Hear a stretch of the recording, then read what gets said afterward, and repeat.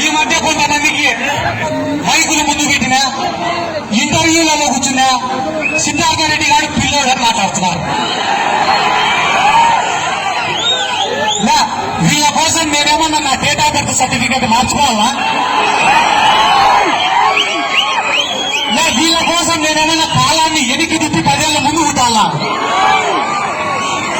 అరే మనకు రాజ్యాంగమే చెప్పింది కదన్నా, 18 ఏళ్లకు ఓటకు వస్తుంది, 21 సంవత్సరాలకు స్థానిక సంస్థలకు పోటీ చేయొచ్చు, 25 ఏళ్లకు ఎమ్మెల్యేలకు పోటీ చేయొచ్చు, 30 ఏళ్లకు ఎమ్మెల్సీకి పోటీ చేయొచ్చు అని.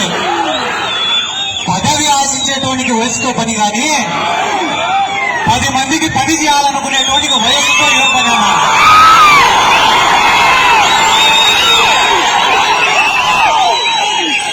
మనసుంటే సరిపోదా?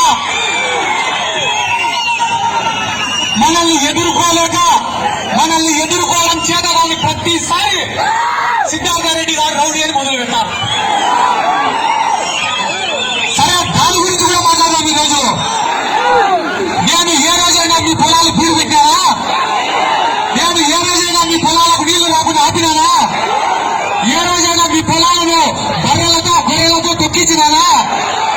ఏ రోజైనా మీ ఇంటికి తాళా వేసానా? ఏ రోజైనా మిమ్మల్ని ఊరి నుంచి వేరేసానా? నేను నాన్న రౌడీనైతే ఈ పనులు చేసిన వాళ్ళు ఎవరు? సార్ స్వతంత్ర సమాధానం కదా.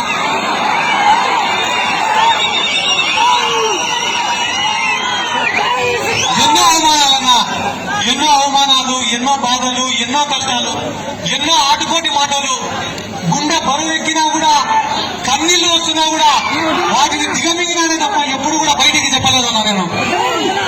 ఈ రోజు నాకు తెలిసిన వాళ్ళు చాలా మంది అన్నారు, ఏరా సిద్ధార్థ రెడ్డి మా జగన్ వస్తాడు, అది చేస్తాడు, ఇది చేస్తాడని చెప్పి ఊరు తిరిగి చెప్పినాడు కదా. ఈ రోజు మీ జగనన్న కొన్ని వందల సంక్షేమ పథకాలు పెట్టాడు, కానీ ఇవన్నీ మా జగనన్న పెట్టిన సంక్షేమ పథకాలే అని కూడా చెప్పుకోలేని దౌర్భాగ్య స్థితిలో ఉన్నారా నువ్వు? ఒరే సిద్ధార్థ రెడ్డి, నిన్ను పొమ్మన లేక పొగబెడుతున్నారా? అయినా కూడా సిగ్గు లేకుండా అదే పార్టీని పట్టుకొని ఏలాడుతున్నావురా అని కూడా మాట్లాడారు. అన్నా, ఎవడో 2-3 సికండి రాజకీయం చేయొచ్చు, కానీ జగనన్న నాకెప్పుడు తక్కువ చేయాలా?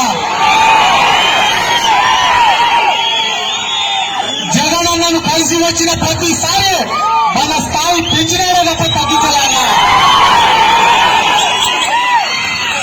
సిద్ధార్థ రెడ్డి గారు కూడా రాజకీయంగా నిలబడాలా?